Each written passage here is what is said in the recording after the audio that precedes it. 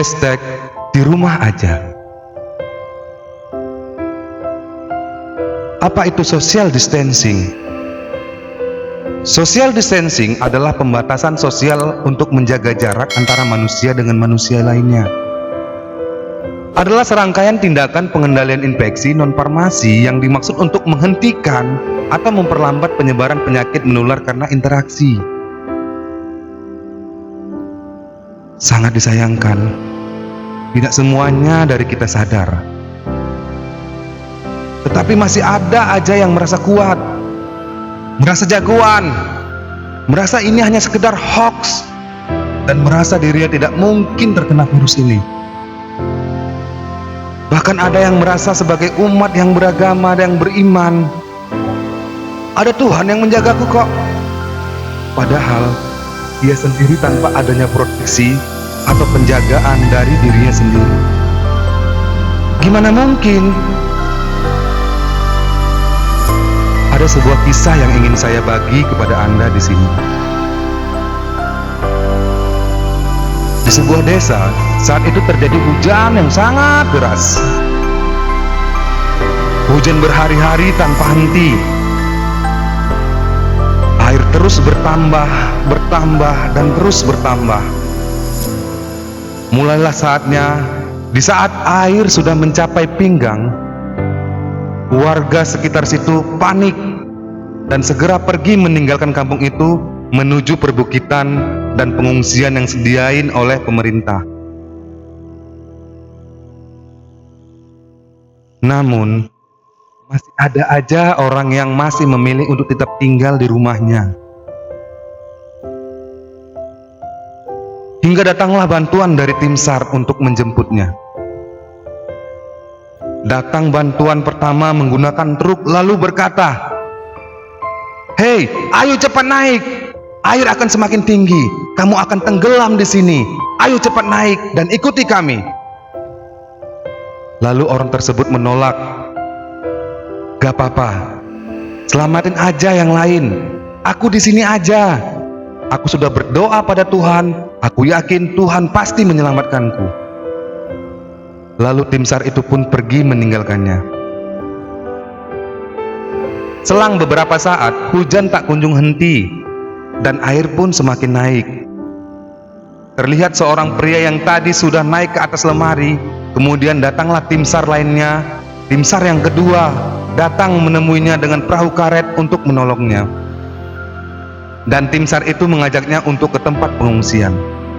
"Hei, ayo naik. Air ini akan semakin bertambah.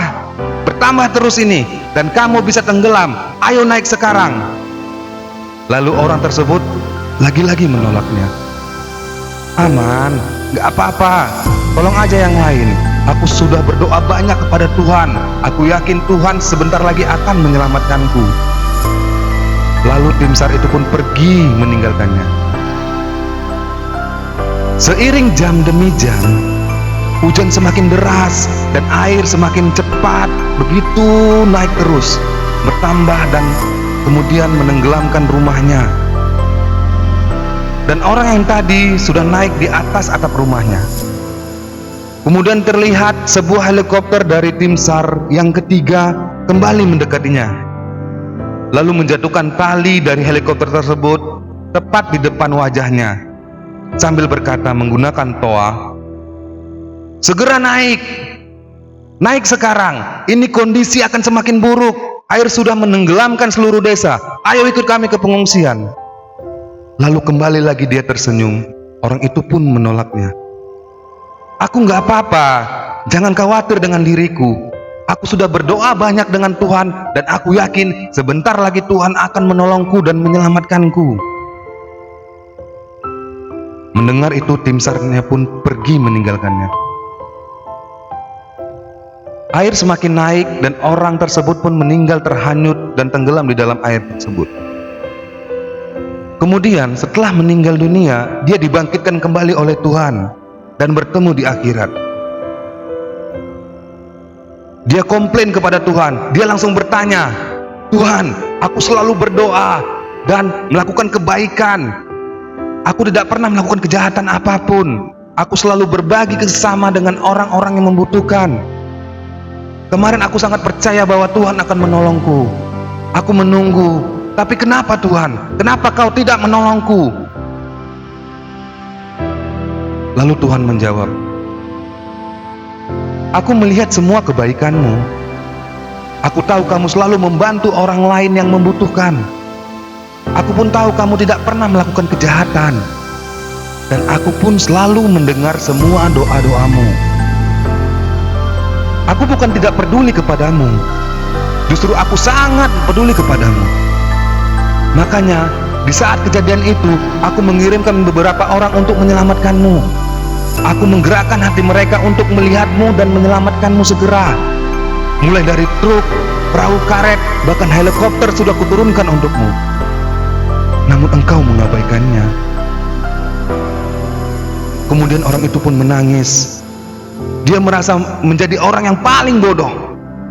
Akhirnya ia menyesal tiada tara, mengabaikan pertolongan dari Tuhan. Menangis tiada arti karena ruh sudah berpisah dengan raganya. Cerita yang saya ceritakan tadi mungkin hanya sebuah cerita yang mungkin sebagian orang berkata hanya sebuah karangan. Itu hanya fiksi dan hanyalah tulisan biasa, tiada arti. Oke, ya anggap sajalah ini sebuah kisah yang bukan nyata. Anggap aja ini hanya kisah sebuah karangan. Ini fiksi, oke, tidak apa-apa. Namun sadarkah kamu, kisah itu mirip dengan kisah nyata hari ini, saat ini, di mana hampir setiap kota atau daerah ada kasus corona atau COVID-19. Setiap hari jelas semakin banyak orang yang berjatuhan, bahkan meninggal dunia akibat wabah ini. Tapi masih ada aja orang yang mengabaikannya.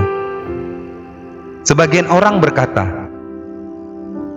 kawan, hidup mati ada di tangan Tuhan. Ya, itu saya percaya. Tapi Tuhan sendiri juga sudah mengingatkan kita melalui orang lain. Tuhan sayang sama kita, tapi kitanya yang ngeyel. Kamu diingatkan orang tua agar tidak berkumpul dengan orang lain mengenai wabah ini. Itu adalah cara Tuhan mengingatkanmu melalui orang lain, orang tuamu sendiri. Tapi sayangnya, kamu mengabaikannya dan tetap berkumpul dengan teman-temanmu. Kamu jelas menonton TV sangat viral, di mana-mana berita ini sudah nyata. Bahkan pemerintah meminta kepada masyarakat agar mengkarantina diri di rumah aja selama 14 hari untuk mengurangi penyebaran virus ini. Itu juga adalah cara Tuhan mengingatkanmu melalui TV. Tapi kamu malah tanpa beban bepergian ke sana kemari seperti tidak kejadian apa-apa.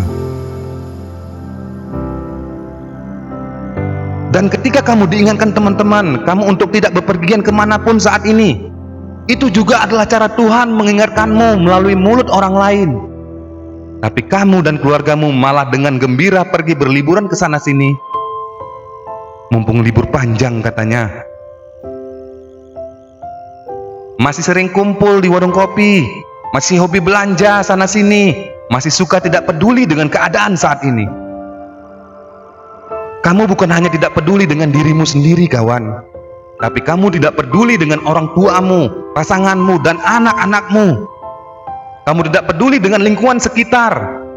Kamu tidak peduli dengan negara ini.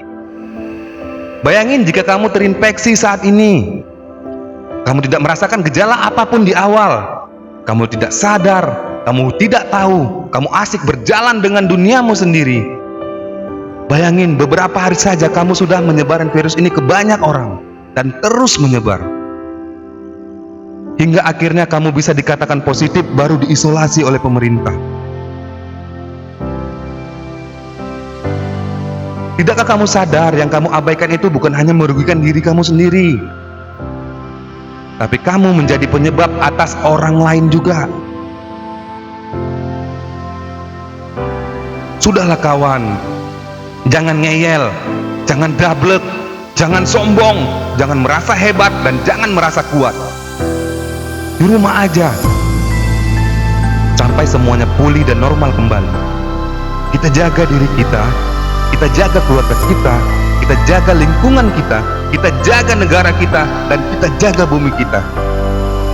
Semua bermula atas kesadaran atas diri kita sendiri. Ya udah, di rumah aja, jangan kemana-mana.